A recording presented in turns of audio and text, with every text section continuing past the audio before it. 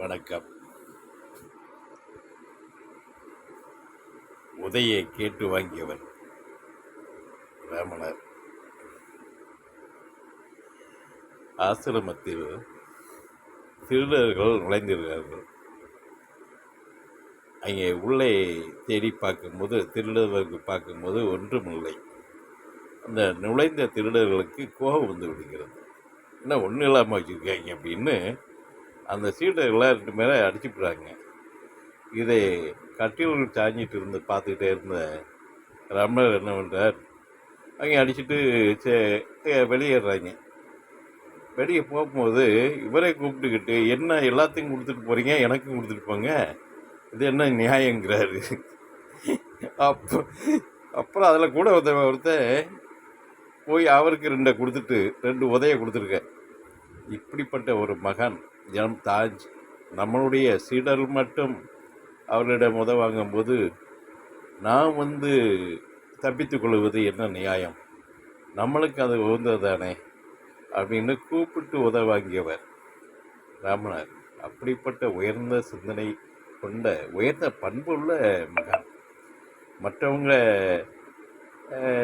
சங்கடப்படும் போது நாம் மட்டும் எப்படி சுகமாக இருக்கணும் அப்படிங்கிற ஒரு எண்ணம் படைத்தவர், உயர்ந்த நிலையான ஒரு மகன்.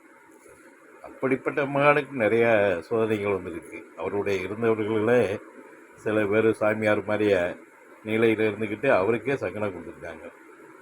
அதுவும் நிறைய நடந்திருக்கு. அவரை வச்சு வசூல் பண்ணுறது, இவரை நல்ல குச்சியில் உட்கார வச்சுக்கிட்டு வரிசைப்படுத்தி காசு வாங்குறது. வர்றவங்களை பார்க்குற பார்வையாளருக்கு சாமியார் பார்க்கணும்னா வரிசைப்படுத்தி காசு வாங்குறது.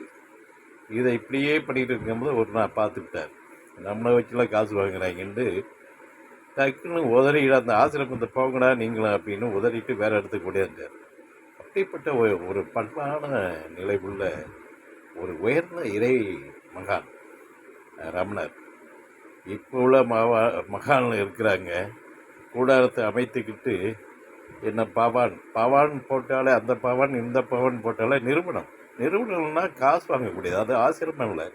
ஆசிரமம்னா என்ன ஆசீர்வதிக்கப்பட்ட இடம், தினமான இடம், இப்படிப்பட்ட நிலையாக இருக்க வேண்டும் ஒழிய பாவான் அப்படி இப்படின்னு அமைச்சுவிட்டு பைசா நிறுவனம் ஒரு நிறுவனமாக செயல்பட்டு பைசாக்காக இருக்கக்கூடிய ஒரு ஐட்டங்களும் இப்போ வாழ்ந்து கொண்டு இருக்கிறது. மகானாக இருந்தால் ரமணர் மகர்ஷியை போல வாழுங்கள். சேவனையண்டு கஞ்சியை குடிச்சிட்டு சேவனையண்டு இறை தேடிக்கொண்டு இருங்கள், பிறரை சகலப்படுத்தாதீங்கள்.